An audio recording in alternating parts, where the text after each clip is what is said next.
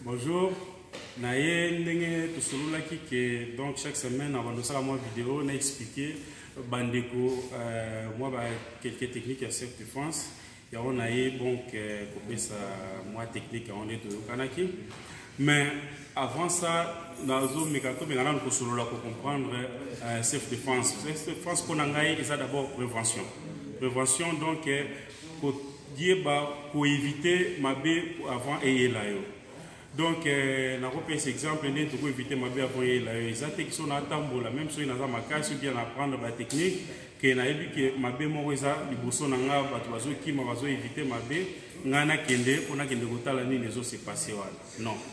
Par exemple, je vais faire exemple. Donc, nazo zonge pananga, ndaku yango yawa. Donc, raccourci eza place wana question na koti par exemple raccourci eza na zamba na butu molili.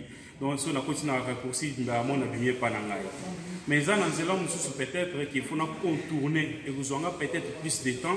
Mais là, on a éclairage des alliés, banda ko ezali, ce qui problème les alliés na crier, moutako bima.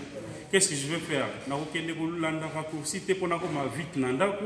Donc na ko zwanzela oyo na moni ke naza en sécurité que na kende ko s'exposer ngamoko na danger. Parce que na zambana na éviter eloko nini ekoki ko zala na kati ya zambana. Donc ya on a lobaka ke vaut mieux arriver tard à la maison qu'arriver trop vite au cimetière. Donc il faut éviter mabe avant mabe ya. Ya on de self défense prévention.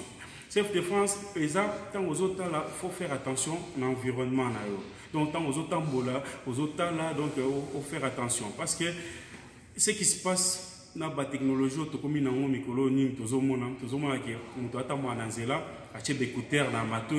musique macasse. Azo ebate nini ezoleka donc azo sala attention te cause la mabezo ya muto azo mata bato ba belela e kwa ayoka akeba éviter mabe tam sous musique eleki makasi azo yoka te tam solo kwa mabe ko ya etutie akufi.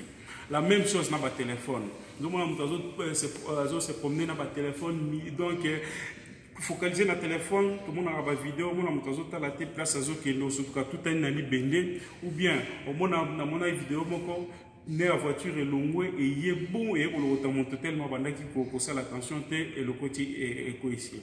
Tandis que sur les autres tambola, nazana keba nazana kenge peut-être na comme on a mabé tout le monde a fait ba vidéo sur voiture est longue pour ne y monte tellement moni à esquiver donc à déplacer habiki. Donc to make un peu pour ça là attention na makambo moko ya jawana. Donc on a le bien que self défense c'est ça plus d'abord prévention. Maintenant, ce qui est situation là, et situation où on a situation qui est liée aux ana moyens pour éviter en côté. Donc, et comme il que montaza déjà wana, donc comme il a tant où il y a agression directement, soit physique, soit verbale. Là, à ce moment-là, il y a une technique nazo pesa sikoyo, to ebandeni to ko éviter. Donc, dans ce ton abisso, tous en a pas point to benga ba point vitaux. S'il te plaît. Nous avons un point point vitaux ou bien un point sensible. Par exemple, nous avons par exemple, Miss, il y a un point très sensible. Ceux qui ont un ceux qui n'ont donc Miss, c'est un muscle qui est développant qui est capacité. Miss, sont fini na Miss ou penser au toujours passe. À part Miss, nous avons un point dans la salle ceux qui ont simba finir pas si mauvais et ça le place. Donc à part ça tous na par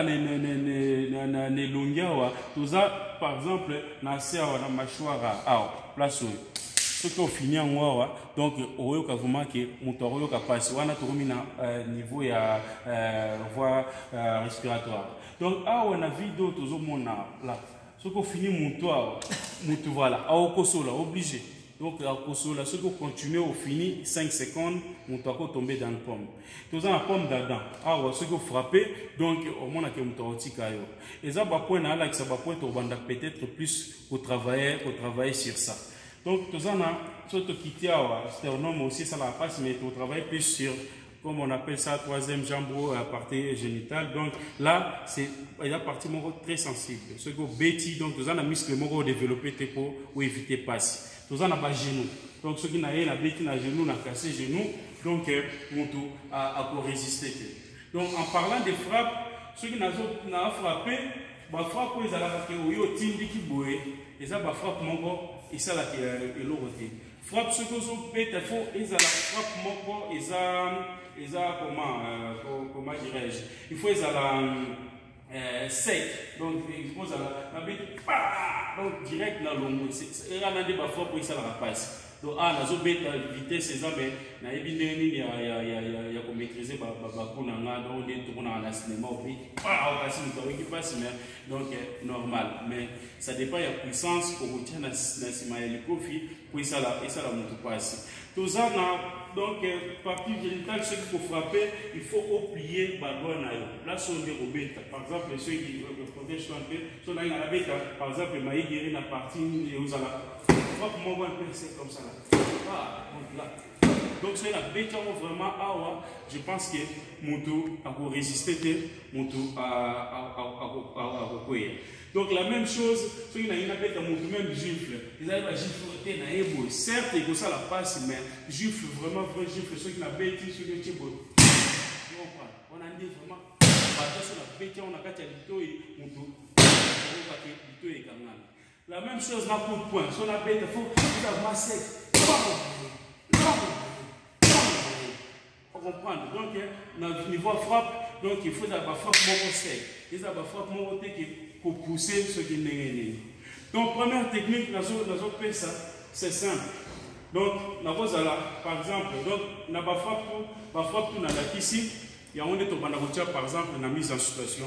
On va nous poser la question que ceux qui montent à Kangyo, ceux qui montent à Salibo, comment tu peux faire pour te défendre? Dans self-défense, Yonde Okoyeba Yeba qui loi est derrière tout ça. Yonde Okoyeba Nengenini Okoyiko Sala donc on va détecter Moutou. Oh Moutou aye asa dangereux, aye quoi agresser vraiment asa dangereux ou bien Zakara à merder mon voyager pour tout Molanga. Donc il faut tout ça parce qu'il faut faire attention au colomana statut il y a victime au commis agresseur dans le sens que ceux qui ont assigné le bobo yo bandi ko bede pour penser bazo et tout ça tant comme en justice il y a le biga non na eka salinga ma blague assigné le bobo salinga ba agresser ngai yo muto commis sikoyo agresseur il y a commis victime. Donc il faut faire attention avec ça. Si on a Kangio, on va se dégager. Il y a un moment de technique dans le ça et aux alaké, dans la question on peut se dégager. Si on juge bon que là on se limite là, c'est bon.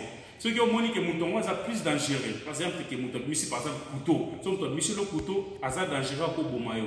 À ce moment-là, tu as droit de frapper, même ceux qui au bout mieux on écoute dans le cadre de la légitime défense. Donc il faut faire très attention avec ça, avec la loi. Donc tout ça là, par exemple, on appelle ça moi mise en situation bête caca mais oui qu'on soit bien. Na cause on a monté na télé boy. Arrière par exemple à Zouanga bonnet à embrasser par exemple. Donc par exemple il me prend comme ça, il est à embrasser parce que je fais comme s'il voulait m'embrasser, donc embrasser. Donc voilà. Là si je viens par exemple comme j'ai montré, je viens mettre mes pouces ici, ok. Pousser sa tête derrière, il va me lâcher. Il sera obligé même s'il est plus fort que moi. Mais maintenant, comme j'ai dit, je peux juste le dégager comme ça et je pars pour éviter les problèmes. Donc, si je vois qu'il est dangereux, donc là, je pousse, je peux enchaîner, comme je viens de montrer tout à l'heure. Là, ça va dépendre d'un gars sur la moindre que mon toit est dangereux. D'accord? Donc, mais le but ici, cette défense, c'est aussi dégager là où éviter nos problèmes. Autre chose, quand on discuter dans mon tour, et que cette personne a banni comme monter ton, si la beauté de tout le monde va tout soit mettre dans la poche et tout ça, c'est dangereux. Déjà, il faut que la distance dans mon tour, il y a un espace vital à approcher à Zala. Ceux qui déjà ont danger, ceux qui ont déjà ont danger. Et ce qui m'a poussé et que au déjà garde, aux autres invité directement dans la bagarre. Ceux qui ont la caméra, ils ont tout ça, ceux qui ont bloqué la justice, on le voit au bandit déjà. Parce qu'ils ont tout la garde, aux après, il y a habitement. On dit simplement au solo là. Donc cette défense c'est dialogue aussi. On peut calmer mon tout cas dans le dialogue. Donc je veux pas de problème, calme-toi. Donc genre comme ça, sans vraiment te mettre en garde. On calmer comme ça, on attend sous et on stopper le monde. Si on a comme au à ce moment-là, non, calme-toi, on peut-être pour garder distance, pour ticater on pousse vers eux. Maintenant, si on pousse déjà vers eux, à attaquer à ce moment-là, donc on se défendre. Maintenant, donc la même chose, ceux qui chico aya kangio net à ton boulot pour te mettre par exemple dans la voiture là, ils se protègent et que tu sais pas passer tes doigts au simbémisou. Là, à ce moment-là, tu peux t'approcher un peu. Là, tu peux venir comme j'ai montré ici, en dessous de l'oreille ici. Si tu pousses là, il sera obligé de te lâcher. Il sera obligé de te lâcher. Donc, c'est un peu genre de technique pour la mise en situation, et vous allez aussi mieux le boko, et vous allez au kanyo la kingo, et vous allez donc tout ça, dans les Zélandais, par réaction, nous avons beaucoup de situation, et vous allez difficile pour Nabino,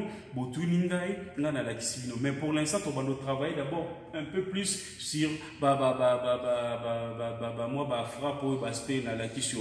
Donc frappe na kingo, ils ont frappe, par exemple là. Je peux frapper ici, je peux frapper coup de poing na kingo, je peux frapper, je peux dégager la mus, par exemple à Kanina, je peux dégager la mus, donc comme j'ai montré tout à l'heure, pour frapper, pour casser les genoux. Donc on va nous mise en situation par rapport il y a frappe tout dans la caisse. À cause de là, on pousse je dis arrête, il continue, boum, si je viens là, au moins vous avez vu la réaction, à zone là directement. C'est très efficace ici, on stopper, on va passer, on va tirer à bouer, on a tué Maboko Nanga, et tranchant, il y a le bouc, il y a main Nanga, tu vas voir qu'il a reculé. Donc, c'est un peu ça, les gars, sur la nan, moi, moqué les lots, avant tout, on a vraiment mise en situation, de ça là. Les lots, on a expliqué, moi, moqué, c'est quoi cette défense, c'est quoi 8 à cette défense. Donc, page, on a fait une vidéo, et la page, on a publié une vidéo sur ça. Donc, ceux qui m'ont aidé, ceux qui m'ont aidé, vous liker, vous partager, on a banni un pour suivre biso. Donc, les questions sont là, les commentaires, vous poser des questions, vous en avez tout. Donc, nous avons moyen pour répondre ou à EBP et l'autre l'échange ça la bien à participer tout travaillant ensemble. Donc il y a un peu moi message muké na zaki na ngwana moi ko solo la muké nga to solo non donc les lots ya ngwana donc tokutani mbalasima donc bo liker page wana bo partager ma vidéo bo partager pe page wana ko baninga msusu ba monango eza moi ba technique eza simple mais ekoki ko sauver yo. N'oubliez pas ce que dégager yeba kokima donc c'est très important.